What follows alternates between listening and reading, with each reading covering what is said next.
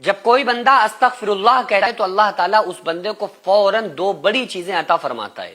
لیکن عام طور سے لوگ استغفراللہ پڑھتے تو ہیں، لیکن انہیں یہ پتہ بھی نہیں ہوتا ہے کہ یہ استغفراللہ جب ہم پڑھیں گے تو اس کے بدلے ہمیں یہ مل کیا چیزیں رہی ہیں، اور اللہ تعالیٰ اس بندے سے کہتا کیا ہے. اور فرشتوں میں اللہ تعالیٰ فخر فرماتا ہے. یہ جو چھوٹا سا جملہ ہے نا استغفراللہ، اس کی بہت بڑی طاقت ہے، کیونکہ آقا علیہ الصلوۃ والسلام نے اس کے بارے میں اس کی بڑی فضیلتیں بیان فرمائی ہیں، اور خود قرآن کریم میں اللہ تعالیٰ نے اس کی بڑی فضیلت بیان فرمائی ہے. اللہ تعالیٰ قرآن کریم میں فرماتا ہے یا ایھا الانسان، اے انسانوں.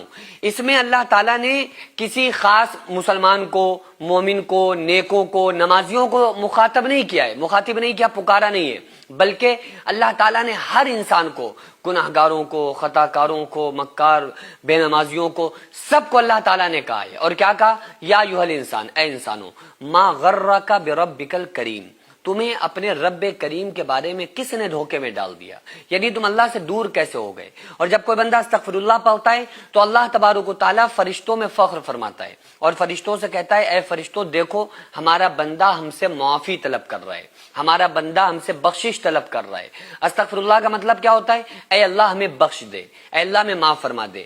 یہ استغفراللہ جب کوئی بندہ کہے، اگر اس کے دل میں ندامت آ گئی تو کتنے بھی گناہ ہوں گے اس کے اللہ تعالیٰ معاف کر دے گا.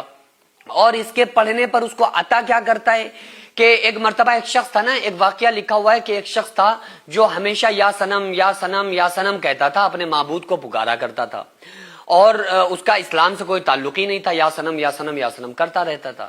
تو 70 سال تک وہ یا سنم کہتا رہا. ایک مرتبہ اس کی زبان لڑکھڑا گئی اور اس کی زبان سے یا سنم کی جگہ یا سمد نکلا. اور یا سمد کس کا نام ہے؟ اللہ کا نام ہے، اللہ الصمد. سمد کہتے ہیں بے نیاز کو. تو اس کی زبان سے نکلا یا سمد، تو اللہ نے 70 مرتبہ اس کو جواب دیا. اس کو کہا کہ اے میرے بندے میں تیرا رب حاضر ہوں، میرے بندے میں تیرا رب حاضر ہوں، اے میرے بندے میں تیرا رب تیرے لیے حاضر ہوں، بتا کیا چاہتا ہے. تو فرشتوں نے کہا کہ مولا تو بھی یہ جانتا ہے اچھی طریقے سے کہ تجھے نہیں پکار رہا ہے، یہ تو سنم سنم سنم کہہ رہا تھا، یہ تو دھوکے سے اس کی زبان سے تیرا نام نکل گیا. تو اللہ تعالیٰ فرماتا ہے اے فرشتوں اسکت، خاموش ہو جاؤ. اس نے بھلے دھوکے سے ہی صحیح لیکن پکارا تو مجھے ہے نا، اپنے رب کو پکارا ہے نا. 70 سال یہ جس کو پکارتا رہا اس نے تو کوئی جواب نہ دیا. اگر میں بھی اس کو جواب نہ دیتا تو مجھ میں اس میں کیا فرق یہ سمجھتا؟ تو میں تو اپنے بندے کی ہر پکار پر لبیک کہتا ہوں، ہر پکار پر اس کو جواب دیتا ہوں. یہ بات الگ ہے کہ ہم نہیں سمجھ پاتے ہیں کہ اللہ ہمیں ہماری طرف متوجہ ہے، لیکن یہ باتیں رسول اللہ صلی اللہ علیہ وآلہ وسلم نے تو ہم کو بتائی ہیں نا کہ جب بندہ اللہ کی طرف ایک بالشت بڑھتا ہے تو اللہ اس کی طرف ایک ہاتھ بڑھتا ہے، جب بندہ اللہ کی طرف ایک ہاتھ بڑھتا ہے تو اللہ اس کی طرف 2 ہاتھ بڑھتا ہے، جب بندہ اللہ کی طرف چل کے آتا ہے تو اللہ اسے دوڑ کے مل جاتا ہے. تو اس لیے جب کوئی بندہ استغفراللہ پڑھتا ہے تو اس سے زیادہ اللہ کو کوئی تسبیح پسند نہیں ہے. فضیلت میں تو اور بھی تسبیحات ہیں، جیسے سبحان اللہ والحمدللہ ولا الہ الا اللہ واللہ اکبر اور سبحان اللہ وبحمدہ سبحان اللہ العظیم.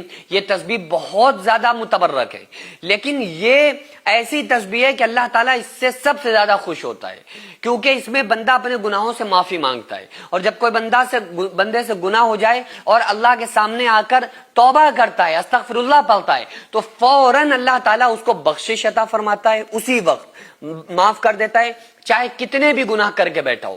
فرشتے کہتے بھی ہیں مولا یہ بہت گناہ گار ہے، اللہ فرماتا ہے کہ نہیں، بس اس نے مجھے پکارا، میں اسے معاف کروں گا. اور دوسری چیز کیا؟ اس کے ذہنی اور قلبی ایسا سکون عطا کرتا ہے کہ ایسا سکون